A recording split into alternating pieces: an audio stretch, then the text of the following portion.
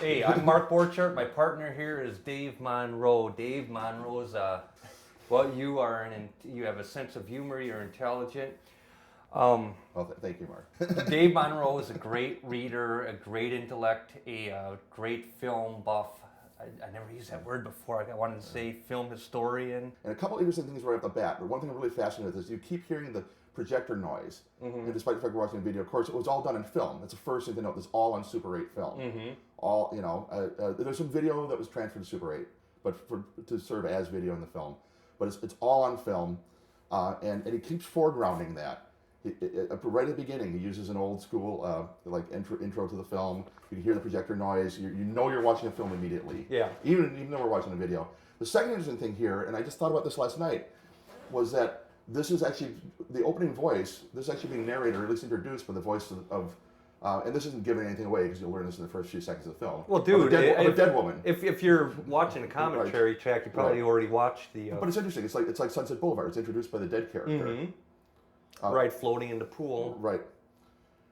Yeah, actually, it's been a while since I've seen that at the library. I was gonna I was wondering.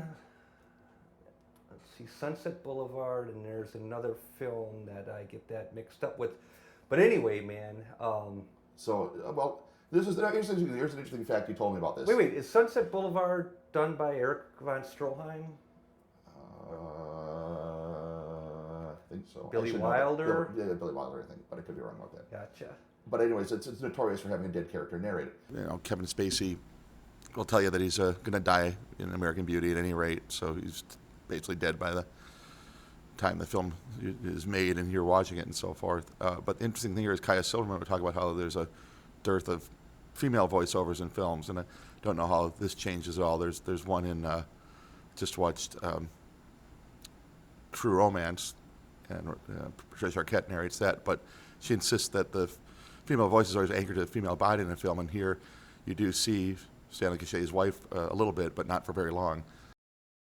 The reason for the triangular cut, it's a standard cut for diving under ice. So when you come up, you have a corner in which you always have a corner in which you pull yourself up in.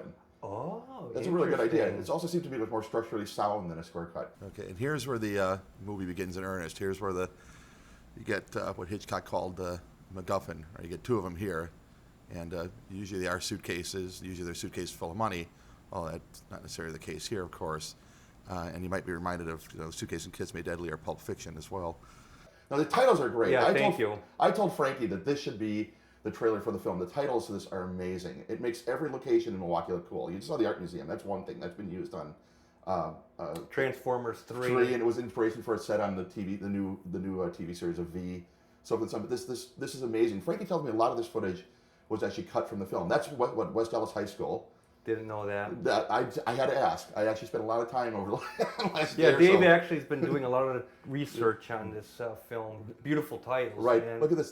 Where is this? House on the Rock. House on the Rock. So he used a lot. He found every cool looking location in the greater metropolitan area. And he's a dude. He did a cameo, or no, he did a bit part in Reservoir Dogs. Here's Barry Polterman, by the way. Very cool guy. Who I just met. Dude, I'm wearing a shirt right now. Civilian pictures. And here's Mark Borchardt. Yeah. Yeah, actually, you get all the great You know what, scenes dude? I think when film. we shot that scene, that was years ago, maybe from something else, and my car actually broke down. I think in Menominee Falls when I was going to the location. Here's the Domes Botanical Gardens here. Danny Trejo, of course, you're never going to get probably in a film like this again, and thank God he did this. It's incredible. Puts in a good performance. And again, footage I think which doesn't show up in the film. Here's the DMV, which is great. I didn't know that. Yeah, I used to walk across out from work, across from that every day. I still have to get a new ID. So, and then that I think might be the Burnham Botanical Gardens, I'm not sure. It might be the zoo. That, Frankie pointed out to me, is the FEMA building up on the north side, and that is the physics building at UWM. But Good God, you've done your research. Well, I knew a lot of these. This is man. in Taipei, by the way. I asked him about that. That's in Taipei, Taiwan. That's some of the footage he got for somebody to bring him back from Taiwan. So he said there's no stock footage in this. It was all shot for the film. So there's most of it shot, of course, in Milwaukee, but he did send a cameraman and an actress out to Tokyo. And he did have a friend bringing back some footage from Taipei, the capital of Taiwan. This must probably be underpassed by the airport, but I'm not sure. But it's a pretty cool shot. And that of course, is the courtyard above the War Memorial.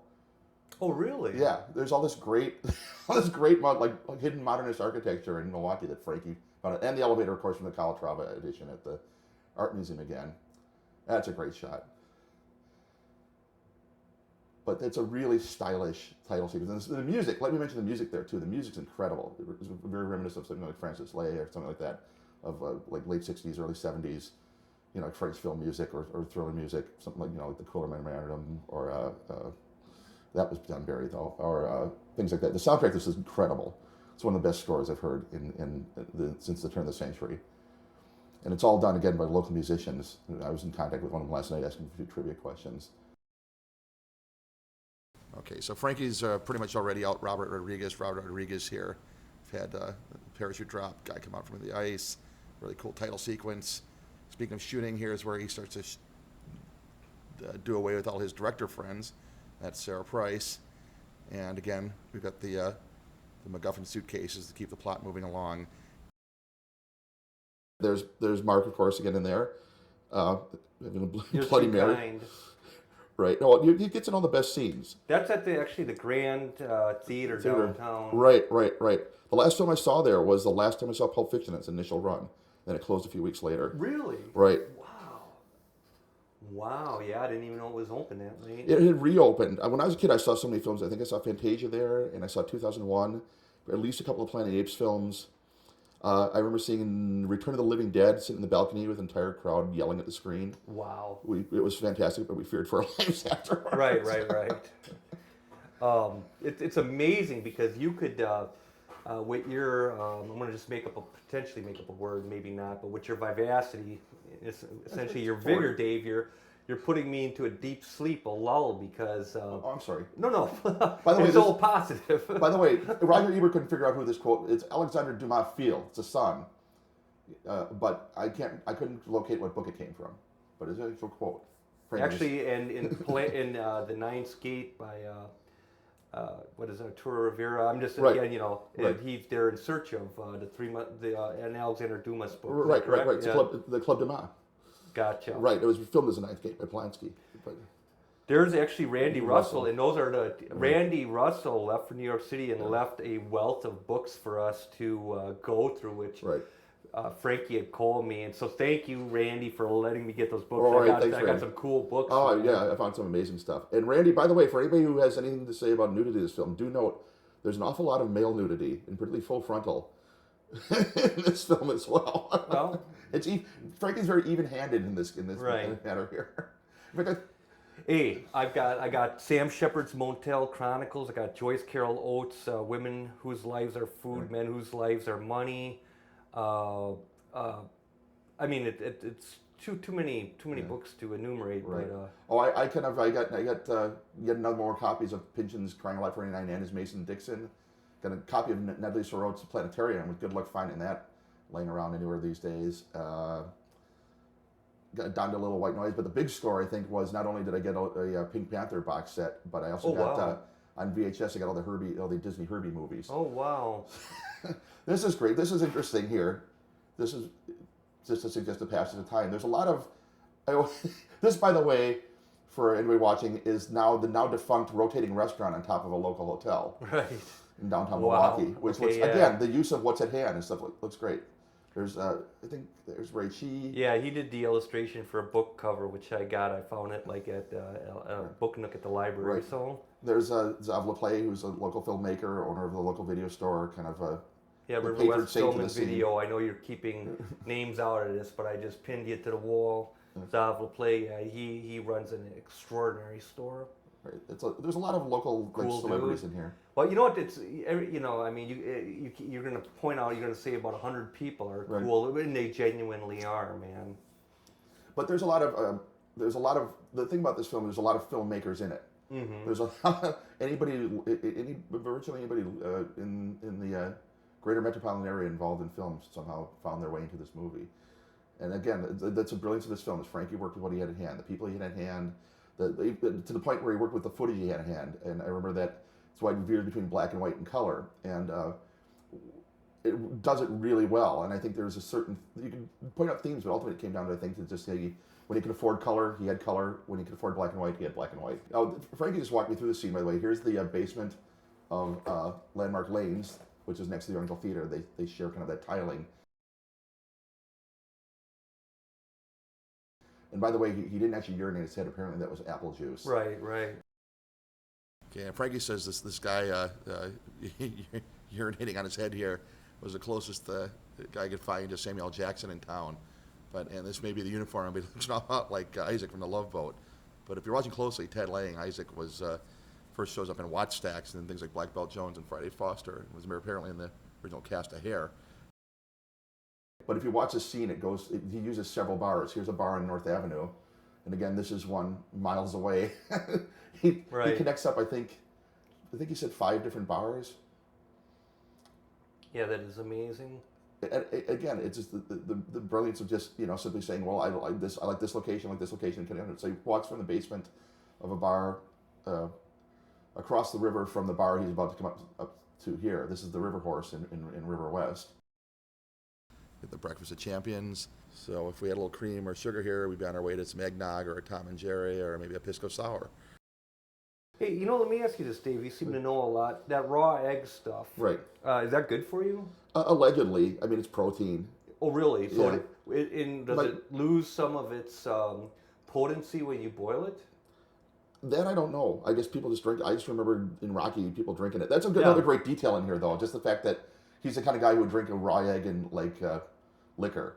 There's a lot of little details in here. A lot of things that are just kind of cool for the sake of being cool. Yeah. Which are great. I'm a huge fan of little details in films, and in TV and anything. I think I'm a huge fan of the detail in general. And this is an extremely detailed film. Wow, that's a beautiful comment, Dave. Definitely, man. I don't think this is River West, dude. I think this isn't. Yeah. He walks out of the bar. When he walks out of the bar and walks into the bar, it's a bar on North Avenue. So this is that old Milwaukee Mall on North Avenue. Gotcha. Hey, dude, I got to ask you now. Did Frankie get you that coffee, or did you get your coffee? I think Frankie gave me coffee. Okay. Randy Russell just completed his first novel, man. He lives out in New York City. I think I've read at least a chapter of it. God bless you, Randy, and congratulations. Another interesting thing about the film, you'll notice this probably. Well, if you didn't know, people might not notice it. But the sound is recorded sort of like Italian movie style. Right. Where it's recorded after the fact, so it's not recorded on sound. So the voices aren't always... It'd be pretty impossible for 2 reasons. A Super 8 camera makes a lot of noise, and B, doesn't have crystal sinks, so it wouldn't happen. See, that's the kind of stuff I don't know. Oh, are you serious? Oh yeah, I'm not a techie. Yeah, I mean, it's a pragmatic reason why it's all dubbed and not recorded live. But the one thing I could see that, there's no synchronous playback, so it wouldn't work out anyway. For all the gratuitous female nudity in this film, do note that Randy Russell does such his fair share of full frontal male nudity here. He's pretty brave to do it. But now that I look at this, I'm pretty sure I lived in this room for a few months. This is, I believe, above Darling Hall. It's a performance space in Milwaukee, now defunct. I actually once had to climb up the fire escape and in through that window to the right there when I left my keys behind. Actually, I mean, should we talk about derivative things like Apocalypse Now and Rocky? This is Sheen getting thrown into the shower in Apocalypse Now. I didn't recognize that. Well, yeah, dude. Actually, watching Shivers last night, there was a lot of, I think some of it seemed to have informed Dawn of the Dead, and Rabbit is just a continuation on the theme of Shivers, etc. There were, by the way, another great detail, and postcard detail. Well, postcard. Yeah, and again, Frankie uses a lot of. I think in general, he really was shooting for kind of a retro kind of look to a lot of this. I mean, obviously, this is very taken off of very like late '60s, early '70s thrillers, right down to the soundtrack. You're not talking about the Parallax Viewer, 3 Days at a Condor, or All the President's Men, are you? Right, exactly. And a lot of like kind of European films at the same time too, or even like Radley Metzger, people like that. And there's the cowboy boots, and of course the briefcases, and wherever the briefcases are exchanged, there's always a girl, for whatever reason. But the interesting thing is that pool is on top of the Catholic Life Insurance Building in downtown Milwaukee. Oh, there's the wonderful Milwaukee skyline. Last scene in the Blues Brothers, although it's right when they jump off that incomplete freeway you know, it just ends. Right, and frankly enough, this is there's actually a lot more. It's actually been quite a bit of building since then. That's all we've got. There's the Gaslight building in the background there with the flame on top. By the way, this reminds me of Godard's comment that all you need to make a film is a gun and a girl. And Frankie really top-loaded this film with those. he had quite a few guns and girls to work with. You know what, dude? I think they just digitally put that exploding head in there. I believe so. I think there's one other digital effect in here. Wow. I forgot to ask him about that one, but I did ask him about the other one. And there's another shot later with the moped that reminds me of like Solaris. But also, speaking of Blues Brothers, last time with the Milwaukee freeway system was in Blues Brothers, they had bridges going nowhere. And this is after they're tearing down the Park East Freeway. So once again, you have bridges going nowhere. Yeah. I doubt that was intentional, but I think it's interesting. Yeah, you are one of the great guys to do these commentaries. It is. I was enthralled to see you sitting there, man, and to be the partner. Well, I wouldn't be here if it wasn't for you, Mark. But my problem is I just won't shut up. No. That's not a problem. That's a virtue, dude, because it makes me sitting here. I don't have to regret saying anything or that. Yeah. Oh man! See again. Now here's another old school technology, and this film is really great in terms of like just the history of tech media. Mm-hmm. You know, there's all these technologies right from the beginning. You hear the clatter of the projector and so forth, and that'll show up again later, and you see all these old recorders and phones and televisions and so forth and so on. And also there are films within films. There are filmmakers within the film. Mm-hmm. It's there's a lot of meta-cinematic elements to this. Yeah, Frankie's been a student of good film, of specific film, and it pays off. Right. I think that's something that's not appreciated by a lot of people who see this stuff. They think it's all just derivative of kind of B movies and kind of trash films and genre films and so forth. Well, but it's also not fair to say that because there's so much intelligence in those films. It's so much love of cinema. Well, there's just as much Cassavetes or Godard or Antonioni. Antonioni. Right, well, I mean, here. you could use keywords like the urban alienation, the dystopia. Right. Yeah, you know what? I've seen it several times, and it's an interesting film to watch. And doing this, there's a different reality as we sit here, and I can say I'm thoroughly enjoying it. Probably the most modern technology used in this film, which is VHS, is actually used to make things look kind of antiquated and old-fashioned, and actually are sort of the most degraded visuals in the film. It doesn't look nearly as good as the Super 8, although I think it was hand degraded. I think this is Bradford Beach Yacht Club, and it might be South Shore. I'm not really habitual of yacht clubs. No, that's obviously the north side because of the buildings right there. And right. Probably Prospect Avenue buildings looking north. Or maybe wrong. You obviously do more yachting than I do, Mark. Yeah, I don't do any of it.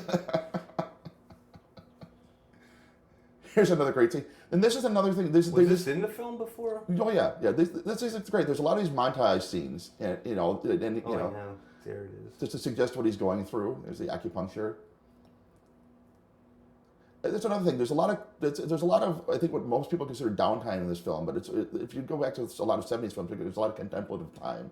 I mean, I remember seeing Jackie Brown and wondering about like all the downtime that was in film, and my friend who I saw it with said, well, it's a Pam Grier film. I realized a lot of 70s films had that. They had a lot of time to develop. So, and you could feel that time. You could feel time pass with the film, and characters, doing whatever they do, developing however they're going to develop. And I think it's a lot of going on here. This is a classic montage scene. He's going to build himself up. You're talking about things that are deviant from or Rocky, the essential contribution to the narrative, to the thematic ideas, man. That's interesting, man, because tight scripts, everything. Another great shot, by the way. Yeah, dude, it's replete. The film's replete with great shots. Again, absolutely. That's one of my favorite things about this is Frankie never shies away from doing something just because it looks good. Again, that's your idea. Is that what you're considering downtime? No. I was talking about more like just walking along, doing a little jogging, getting some acupuncture.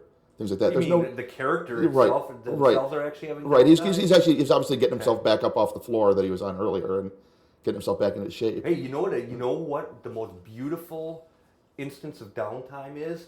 Rosemary's Baby. Oh, When yeah. Ruth Gordon is so manic and so in the moment with people and so forth.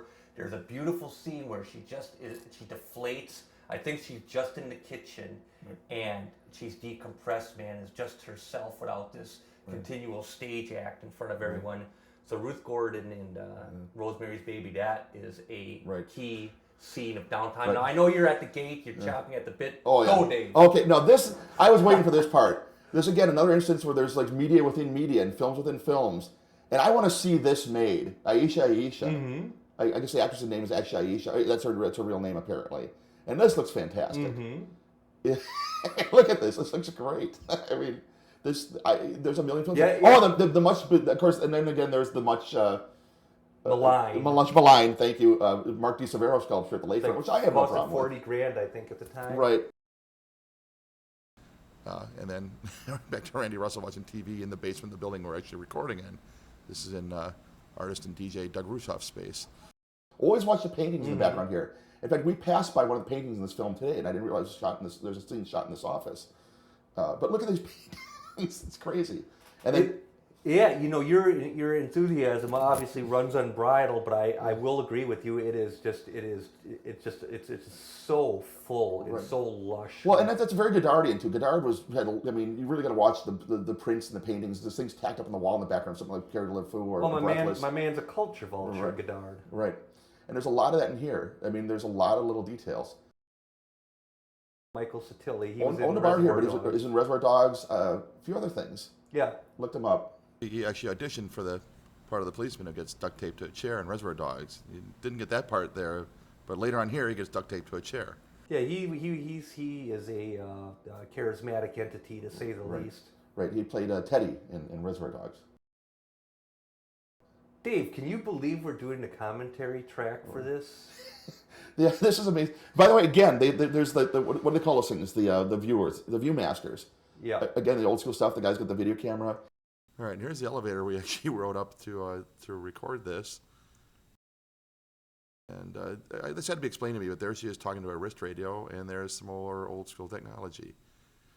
Barry Polterman's the dude with the camera, and that's Kelly, a very cool chick. Right, she does a great job in here. Huh? She's a great job in here. Kelly Cunningham, absolutely. I'm trying to say everyone, this person, that person is great because, like I said, everyone is. Yeah. But Barry Polterman's the dude with this dude with the coke cutting it up. I just met him, director of Oswang. You just met him? Just now. Oh, wow. I known that dude for 15, 20 years. Right, man. just directed the Charles Nelson Riley documentary, Life of Riley, which he kindly gave me a copy of. Really? Which I've never, right here. Let me see one. But right, he directed Oswang, right?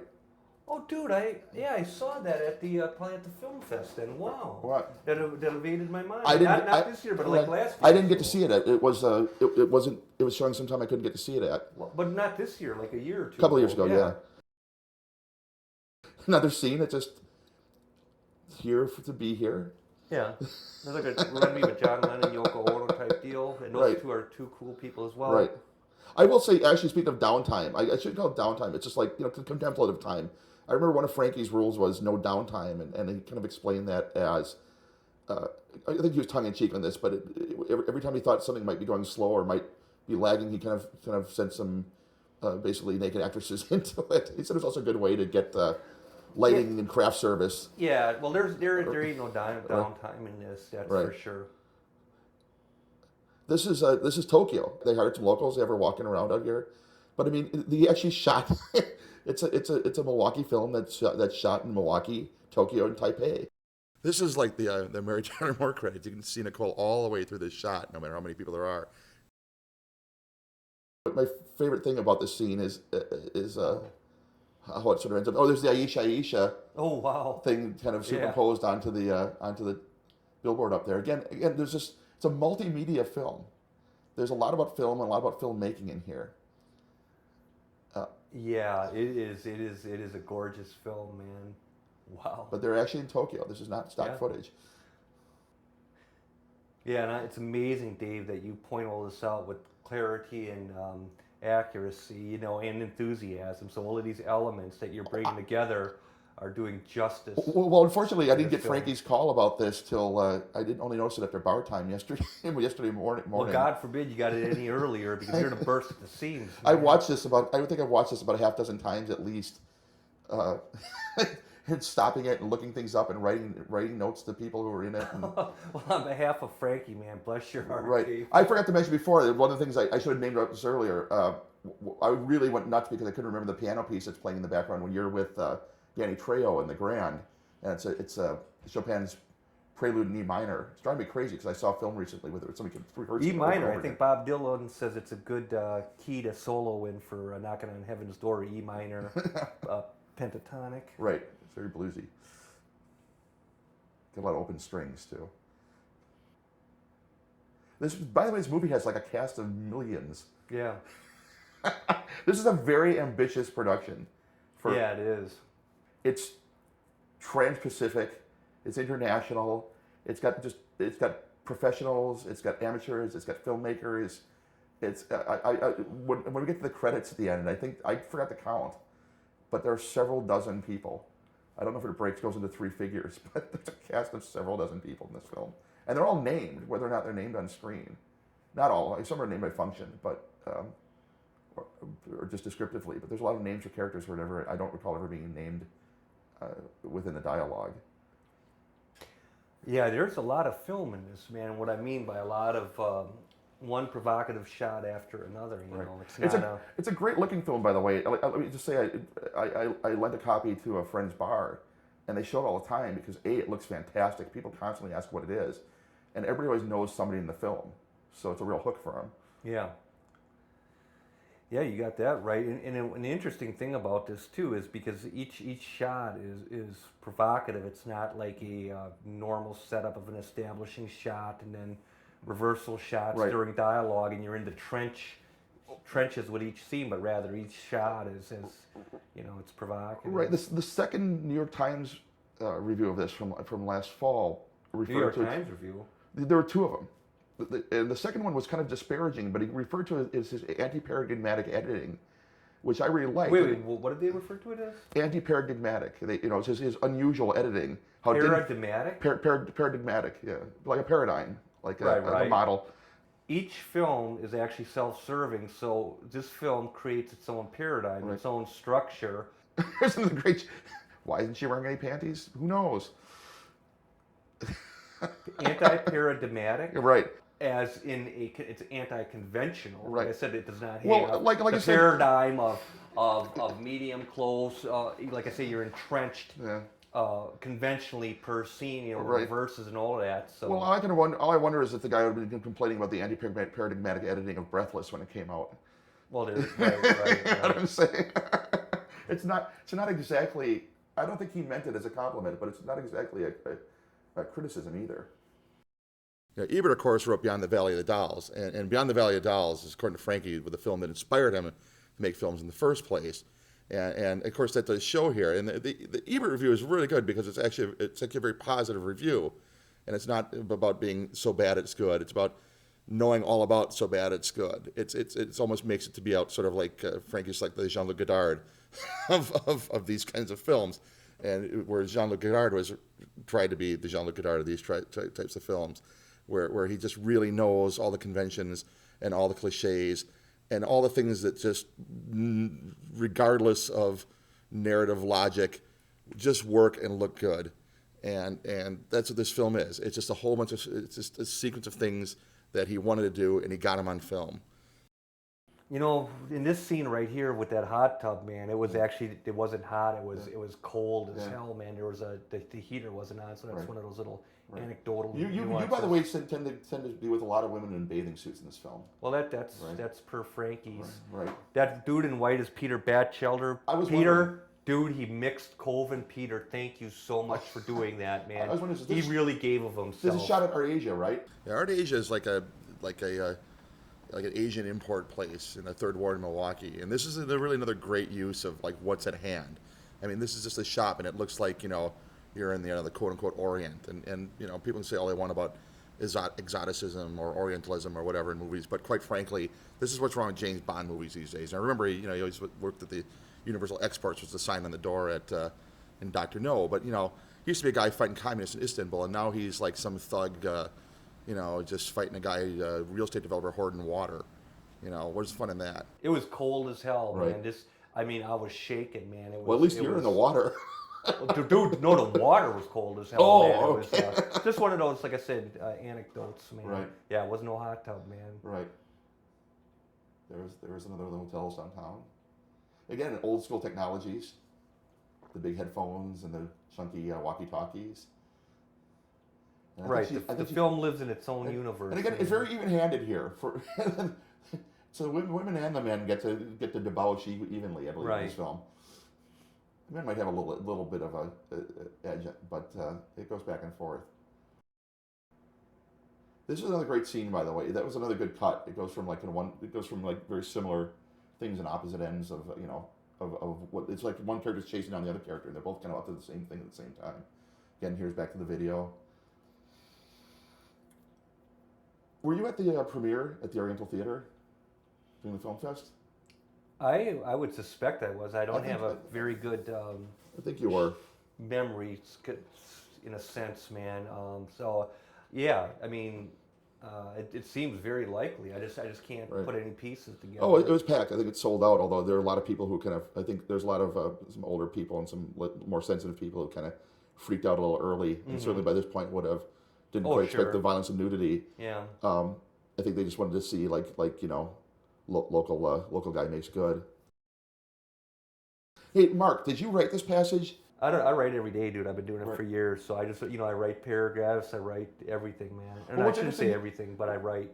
What's interesting here is, again, you got another voiceover. You're not reading out loud, but it's like you're reading to the girls, but you're not actually speaking the words in the film. It's it's not diegetic. It's a voiceover. Whose house is that? It's on the west side. It's actually, I suppose it's common knowledge. It's probably, I think, in the same neighborhood as the mayor's. The mayor might even live next door.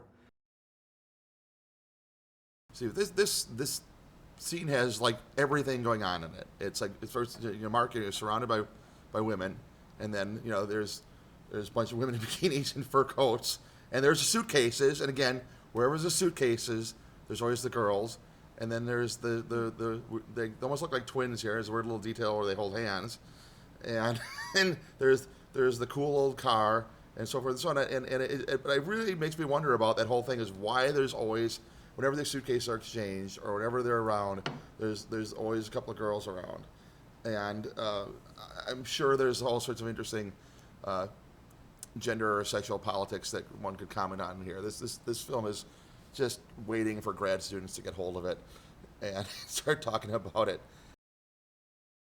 Here's, of course, now this is gone now, unfortunately. This was one of the last functioning payphones in downtown Milwaukee. There's still one in the bank building across the street. There's one at Love's Liquor Right. on 79th Right. and Silver Spring. Right, yeah, there's a few scattered around. I recognize this bathroom, but I don't know where it is. I recognize that tiling. And again, this switched back to black and white. And the black and white looks great. Everything's great in here. And Frankie said it was basically contingent on just what he had at hand and what he could afford. This reminds me of Solaris, by the way. Mm-hmm. Remember I that? haven't seen, I have Tarkovsky's Slayer. I have yet to see that, man. Or Oh. Soderbergh's. There's a 68 version that was made for Czech television. Oh, really? Yeah, I found it. I didn't even know about it. Just found There it are three recently. of them. I'm trying to work on finding a copy. I'll get somebody on that. Okay, we're going to hit another pretty obvious homage here in a moment, but it's hard for me not to be reminded of Coven here. I mean, it's black and white. You've got the kind of the stark, barren trees, and you have this kind of existential graininess. This is, of course, a tribute to North by Northwest. and it looks Right. fantastic. Yeah, It looks great. It looks great. Although one of the articles I read last night pointed out I think it was Ebert, in fact. Ebert's review of this is a really great review.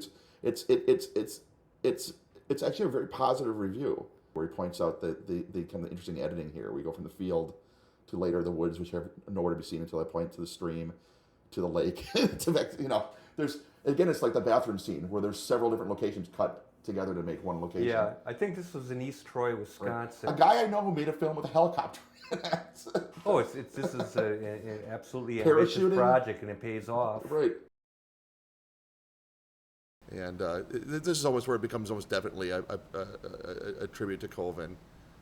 It's like the scene that you guys filmed over and over and over again. Here it comes in passing. It's, come on, it's all right, it's okay. There's something to live for. Jesus told me. It's straight out of there, Mark. Now, dude, when I dive right here, that's the very last time I do anything like that in my life. Because see that, dude? After I did that, I said I ain't doing no more things like that ever again. You spend a lot of time in water in this film too, which is probably why you end up with a lot of girls in bathing suits. But this is at a city park, man. Yeah, the geese. God, the car is amazing. I don't know where you get the cars. And then there's the actresses, but it's like. In one of the interviews for this, Frankie talked about his various rules for the film, and the obvious one is no new technology. That's why you have all the old cars and the old school phones and everything else. And another was every shot should be produced like a museum quality still, and it's a really beautiful shot film. Yeah, that water and clothes can weigh you down. And then, who's the guy driving the boat? Don't rightly know, but bless his heart, man, for doing it. I wonder if it's like the guy's boat, and they just had to have him in the film to have the boat. It's fine. Again, it's we're working with what you have in hand. Now, here's another one of my favorite weird little details in here. There's no real reason for it, although one could come up with one, but it's just a good idea. Here we go. Why did she take off her top to dive in? Well, it could fall off, I guess, but it's just gratuitous. But there's in a good way. Like I said, gratuity excess. A gratuity is a tip. It's an excess of the bill. It's a good thing. Gratuitous doesn't always mean bad. Right. That's just what I mean about detail. You can call it extraneous, and yet it's really what makes the film fascinating. Again, look at that shot. When you say extraneous, that's interesting because the film, I think, the essence of the film is its parts. Right. The parts are the whole. I think Frankie, my impression of this, and Frankie can tell me if I'm wrong, is that he just had a lot of ideas and a lot of things he wanted to do, and he did as many of them as he possibly could, and got him into this film. Yeah, there's definitely a feminist critique to be made or written of this film, and I'm not going to be the best person to make it, but we'll say that there are plenty of female characters who have the upper hand in here. The problem is they generally tend to be in some state of undress when they do it. But the other thing to be noted here is like this stuff is just straight out of Nikatsu action cinema. These are totally Seijun Suzuki shots here. The black and white, the angles, the kind of S&M element, and that's right out of Underworld Beauty right there. I'm almost positive I could find that shot. I had to. Frankie's really rough on you in this film, isn't he? Yeah, I remember hanging out there, and one thing about this, man, is what was that bottle made out of? Is that a fake bottle? Yeah, probably that, whatever they call it, sugar glass or whatever. Right. No, it was no real bottle, but is that black paint? No, it wouldn't be paint, dude. Or whatever black, is it actually red? It could be chocolate syrup, who knows, man. I remember reading because George Romero used black paint or something like that, or some mixture that was black for the blood in I just saw Night of the Living Dead. Yeah, it shows up. Again. Well, I've seen it throughout my life. But, hey, dude, see this? I can't watch this. I can't watch this. Dude, you know what? I didn't have a tetanus shot back then. I was thinking, man, don't get no rust on me. Oh, yeah. And there's Mark Metcalf. By the way, here's the versus great Mark Metcalf. Twisted Sister videos. Right, well, Mark Metcalf of Niedermeyer from Animal House, and later played Colonel Niedermeyer in the movie The Stupids. I was fascinated. I looked him up, and I didn't realize how much stuff he'd really been in. And he's a nice guy. He's a nice guy. He's a working actor. He was the maestro on Seinfeld. Here's another shot. Why is it there? Looks great. It's good enough for me. Right. Well put, Dave. Right. Man, no, I think a lot of this film is like a lot of people say, why is this here? It's like because it looks great. And what is there's yeah, but dude, a film looking good is more than half it was better than most people do. Mm-hmm. Yeah, again, I think this is a film where the parts are the whole. Right. That there is no whole per se. There are only parts in a sense. That the whole is very tenuous and it's very very almost the string of narrative is quite invisible. Right, and again here, why the LeMay hot bikini and the roller skates? Why not? Right. Well, exactly. It's wonderful.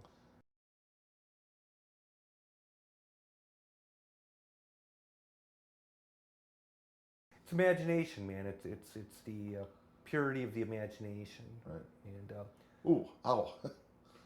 It's another great shot. Look at that. It's really unusual. He was really taking advantage of like the optics of the water and just tilting the camera. It's a strange shot. And why is it there? It's a hook. It's like a pop song. Why do you have all these weird little details that catch your attention? So they catch your attention. Dave, I almost want to cry. I wish you would write. I wish you would. I think you're gonna say, "I wish you would shut up." No. You're lulling me into here, by the way, that of course very is passive state, man, which I love. Fast Times at Ridgemont High. And I guess, well, quite frankly, you got the kind of 80s, like, new wave or Scott checkerboard thing going on there. But in general, and this is going on everywhere now, you have a lot of like just genre mixing here, and it's really more of just being aware of like film history and just saying, well, I think in Frankie's case, is saying this is what I want to see. This is what I like to see in a film. This looks good. This will work. This will look cool. This will be interesting. This will be a great shot. Whatever. We'll get it in there. I don't know if it's so. I don't know if it's quite what Tarantino does when he throws in a video number in the middle of Inglourious Basterds. Again, why is this going on? Who cares? Look, it's just interesting, and it makes it really that much creepier. Yeah. Again, I think a lot of Lynch is another guy who's really great for that. If you remember, particularly like the execution scene where they shoot Harry Dean Stanton. I have yet to see Twin Peaks, Fire Walk with Me, and Inland Empire, but other than that, but I've seen in Wild at Heart. Yeah, I think I've seen all of his stuff Right. except for those two. And again, this is very reminiscent of. I'm sure you've seen like a lot of like 60s, 70s like European films. Early 70s Italian Right, stuff, right. man. I've Giallo films and stuff like that. some remarkable Right. imagery. But this is, this is reminiscent of the three vampire women in Dracula. You constantly see in all those, Well, Nosferatu, Herzog, and Monroe. Right. And was it Todd Browning Right. who did? Right. James Whale did Frankenstein. I think Todd Browning did Dracula 31. Right. Actually, I'm reading Dracula right now. Oh, it's a great Dracula. By the way, is another multimedia book. Keep that in mind. This is another great scene where it's like two men meeting. What would they have going on? Some belly dancing, of course. That, by the way, is the lobby we just walked through. That is what? This is the lobby we walked through to come in and do this comedy. Oh, are you serious, dude? Isn't that the painting we walked by? It's a different I coach didn't there see now. the. When we walk back out, look for that painting.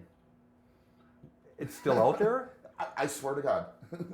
Okay, that's weird. When I walked in, I was like, wow, I know that painting. Wow. And I had to think about it. I said, yeah, I saw it about half a dozen times yesterday. Well, that's Barry Poulter, man. Yeah, I remember he showed a 16mm print of Oswald, I believe, many years ago. At the Majeska. I was there. Well, no, actually, we were having screenwriting meetings, and the dude showed up. That was very cool. And I might have been at that Majeska one, too. I'm not sure. Very interesting. It's belly dancing.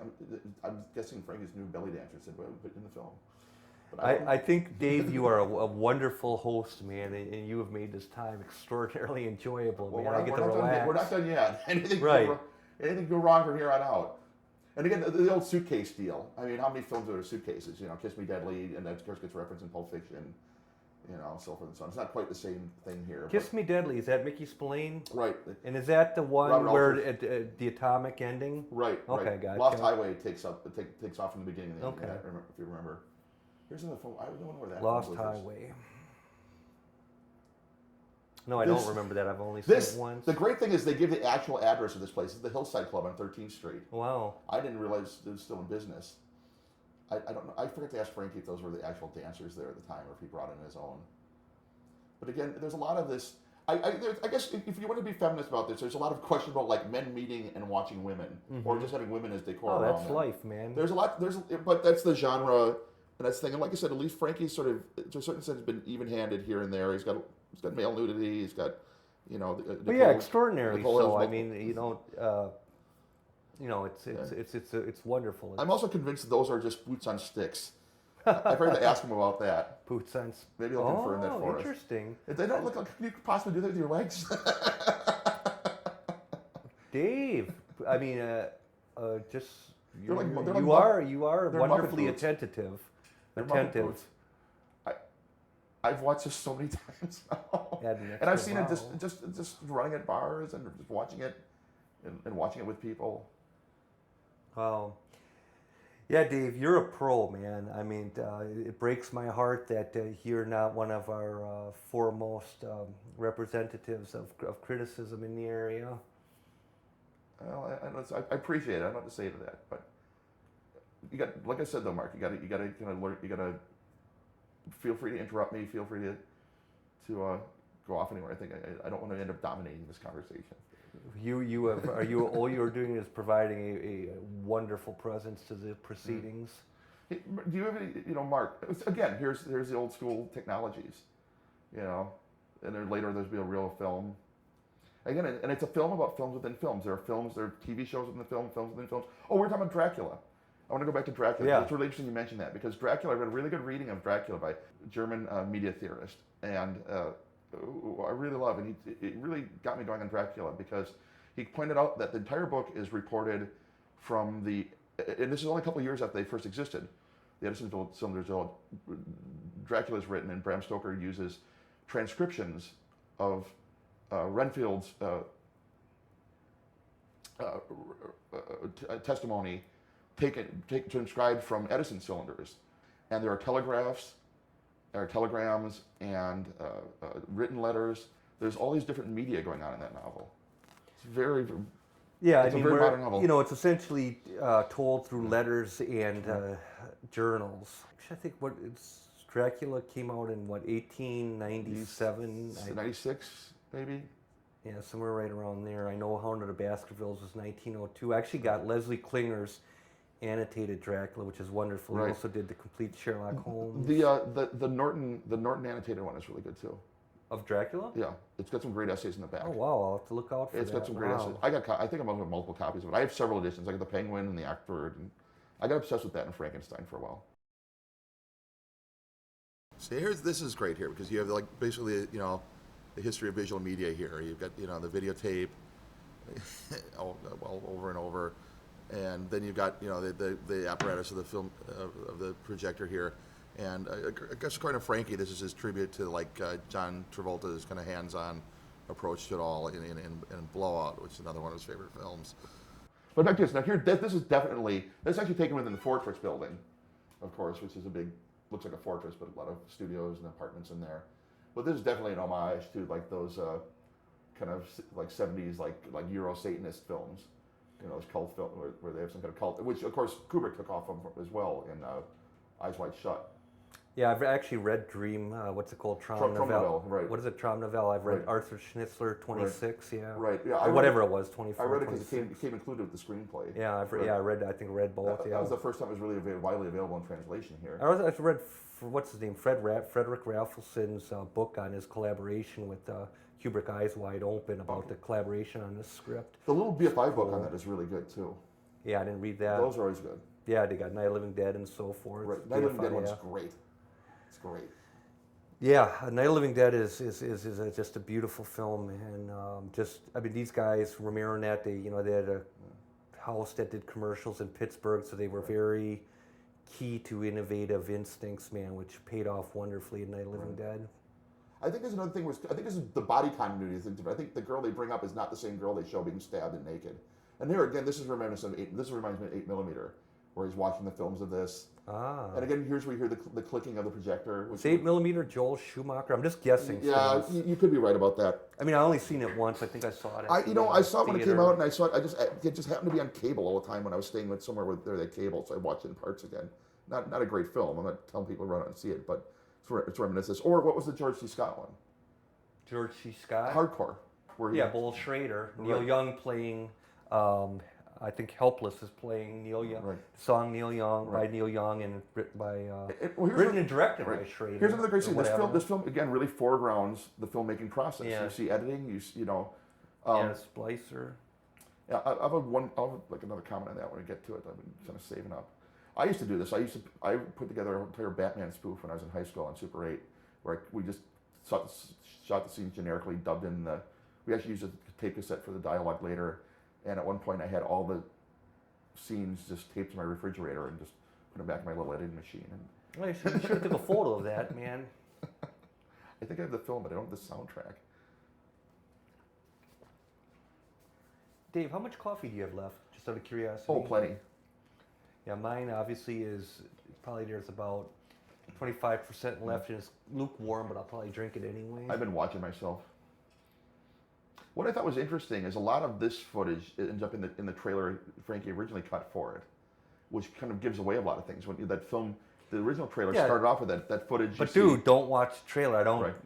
anytime anything like that comes on, I just don't watch, man. Well, it led me to wonder if he just had a different idea in mind when he started working on this and recut it. I know there's been a million cuts of this film from what people have told me. They've seen various shufflings around, and that's going to be up to Frankie to address. I'm wondering if he, how much was left on the cutting room floor. I know he told me he recycled a lot of it just for the title sequence. He used some really cool shots in there. That great one of you. Well, this film is like an evolutionary film. I mean, it's almost in a continuum. I think that continuum most likely has this is the final, Right. because we're here doing this. So this is the end of the evolutionary process for Modus Operandi. Right. I think it's just to beat a Kino on Tuesday. So that's why we're here. Yeah, there you have it, man. I think I'm one of the few people I know who isn't in this film. Although years ago, and I probably should regret this now, Frankie asked me to be in a film of his, and he told me it was sort of a vampire detective film, and I would have to have a mustache and wear polyester. And I'm really uncomfortable with having a mustache. I'm really comfortable in polyester, and I'm really uncomfortable in front of cameras.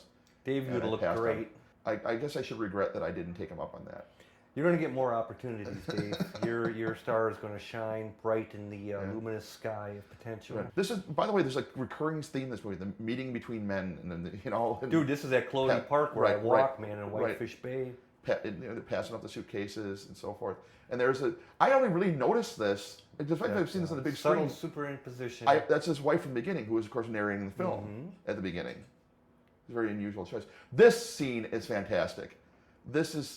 And again, I guess he just built this in the Fortress building.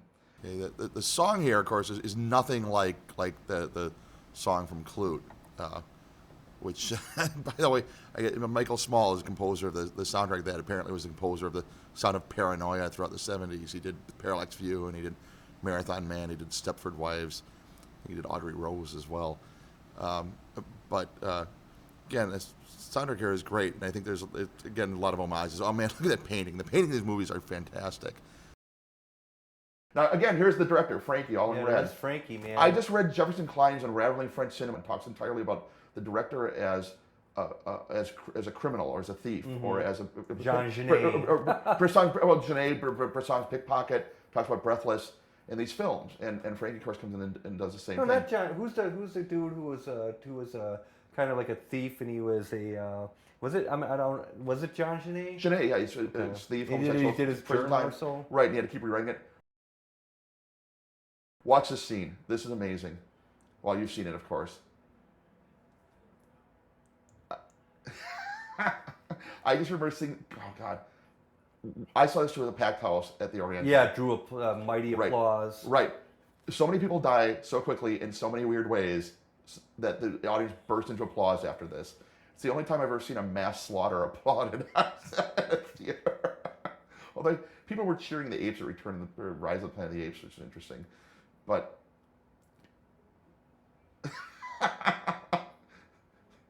just again, spectacular. this is the Mexican standoff to end all Mexican standoffs right here. They never really stood off.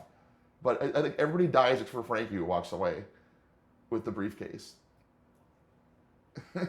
So the director actually escapes his own film.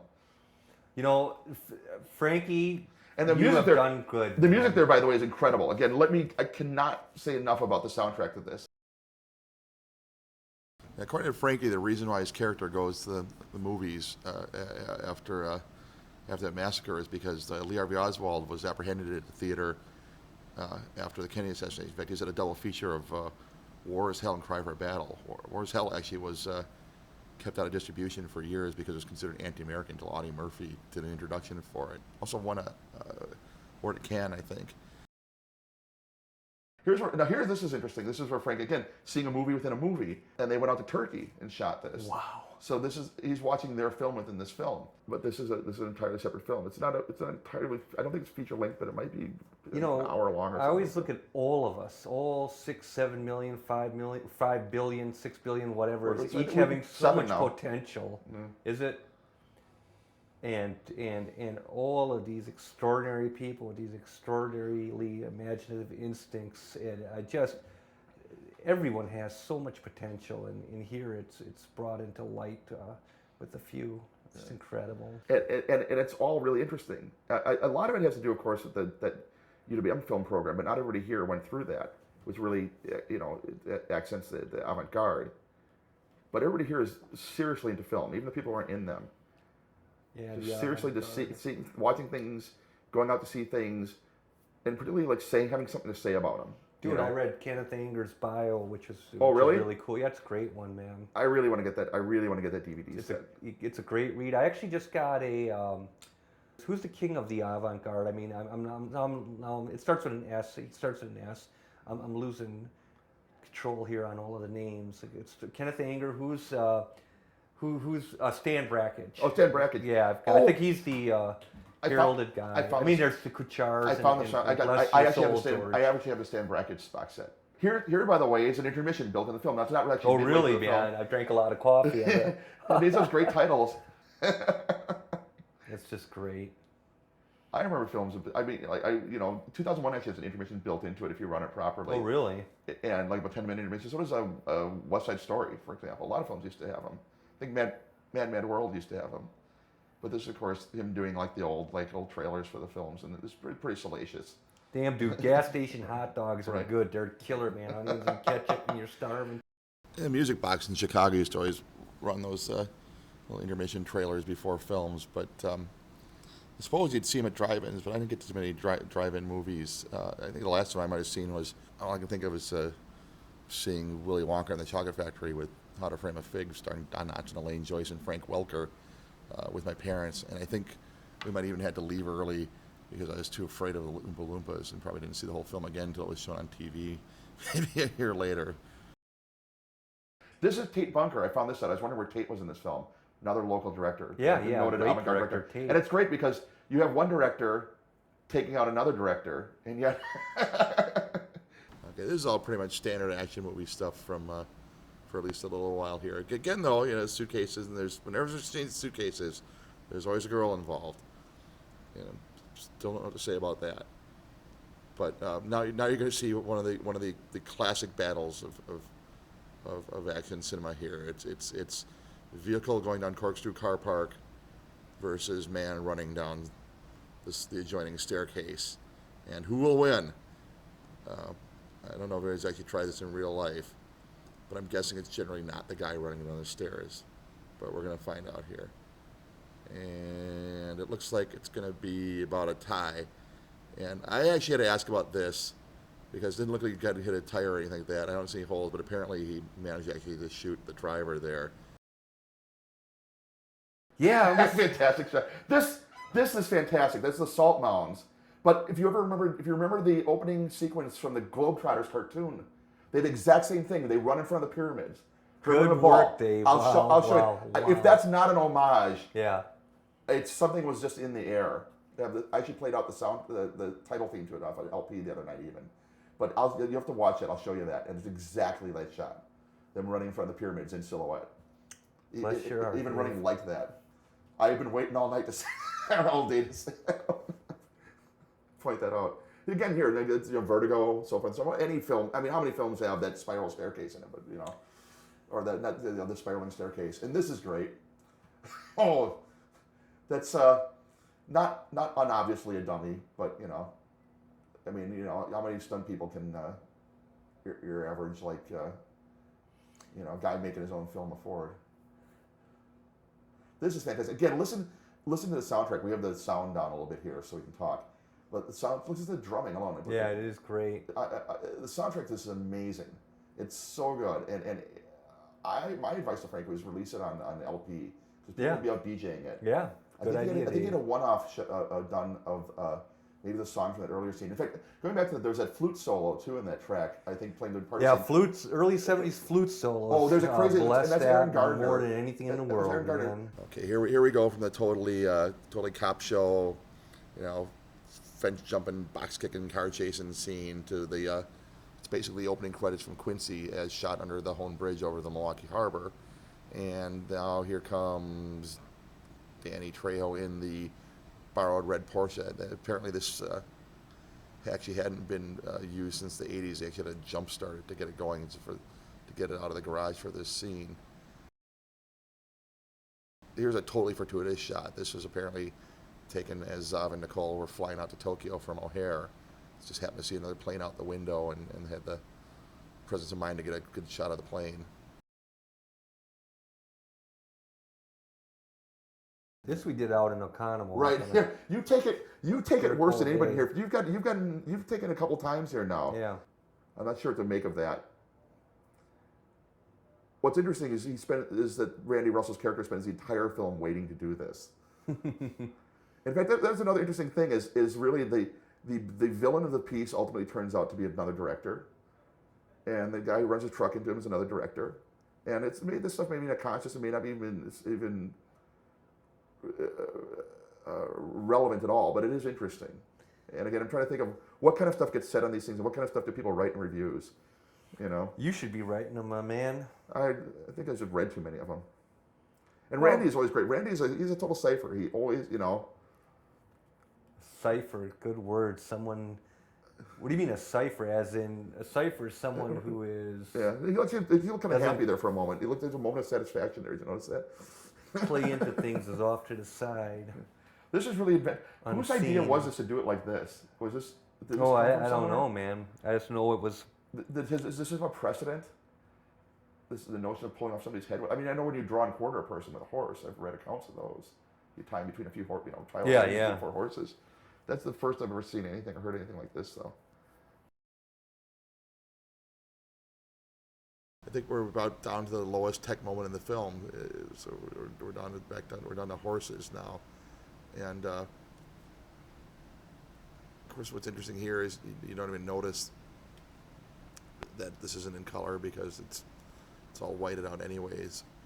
Although it'd be interesting to go back through the whole film and say what was in color and what wasn't, and see if there's some sort of systematicity that emerges out of it anyways. But now we're back in color, and here's it back to the Grand Theater, the great tradition of abandoned, beautiful theaters in Milwaukee, the Grand and the Avalon. And there's always this very ritualistic, again, the really ritualistic meeting between men, and there's always the exchange of something. But there's always these strange rituals. They watch the belly dancer and smoke the hookah. You meet at the hot tub, you meet in the theater balcony. Yeah, dude, you're breaking my heart. If you could just get this down on paper, these valuable insights, it's, gosh, man. But, I mean, how did you feel? Well, I mean, it is verbally, it is now encoded in the DVD. But Mark, how did you feel about, being in the film? How did you feel about, your character's fate and what you had to do in the film? Well, when you say feel, it would be disingenuous to say anything, because each time we shot, there was a different mood, a different location, different things were going on in each one's life. So how did I feel? I guess let me there rephrase is no overall how press did, release in for retrospect, that. watching this, how do you feel about your work here, and about your experience with this? I don't. It's just in faded segments of life, dude. Yeah. I wish I can't give you a pat answer because, again, it would be disingenuous. Yeah. I mean, you have coffee, you might be hungry and want to eat, and you make notes, for your journal and so forth. And you've got a lot of those. Yeah, I mean,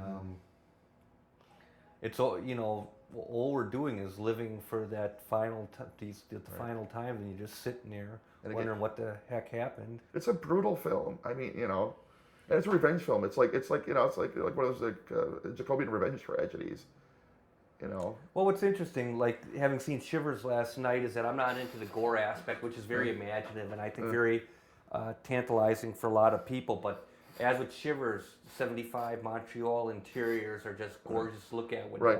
Well, just haunting, beautiful and music. that's something I and this think- is the way I see this. I'm That- not into the that's- gore of it. I'm well, that's into my point. the, It's something a lot of people miss about this. They see all this the, crazy stuff going on. They see the naked or half naked women. They see the violence. oh, that's great. They see man. stuff, but some of it's so well shot and so well. Just the locations are so well chosen, and the shots are so well set up, and the music's fantastic, and Yeah. and even just the pacing of it. It's a very interesting film. We're almost done. Yeah, that's life. All of a sudden, well, actually, bam. we got a lot of time in the credits, so maybe we should do some summing up or. Summing up, I think again the entirety of this commentary, the parts spoke for the were the whole. Right. I guess in this shot, Frankie didn't think he had enough smoke, so he actually called cut midway down. But Danny Trejo as Mr. Rourke there had the presence of mind to keep walking, and the cameraman had the presence of mind to keep filming, and they kept the shot. You can't really tell, but then here, of course, finally comes the smoke. And there's the Milwaukee skyline. It's the art museum in the center there, that kind of sail-like structure. And then get the counter shot of the sail of the boat. See, and if you remember back at the beginning, Agent Cachet, Randy Russell, started off in a rowboat. Now, of course, his ship has come in. He's captain of his fate. And again, like the old school kind of ending credits, but this song is amazing too. This is really, there's some crazy special effect, like sound effects in it. I'm thinking about like a cheeseburger or a pizza, man. Man, I'm starved, dude. I had a energy drink and now coffee before I came in here. I had some pizza. Paid off. I had some free pizza last paid night. off, Dave. Yeah, it's keeping me going. I'm gonna actually take a photo of you and your. Oh. Oh no, dude, you were no. I'm sorry. Here, put your hands back behind your head, man. There you go. That's right. the end of a triumph. Right. Man. Oh, great. That's Then, it. dude, take one of me. Thank Is you, that Dave. it? Oh yeah, it's a good one. Okay. Again, I mean, again, they called in. I've seen films, CGI films that left fewer credits than this. Yep. Congratulations, Frankie. Frankie, good work. This was Modus Operandi, a film by Frankie Latina. And we are Mark Borchardt. And Dave Monroe. Thank you, Mark. Thank you, David. You did a great job. And thank you, Frankie, for having us.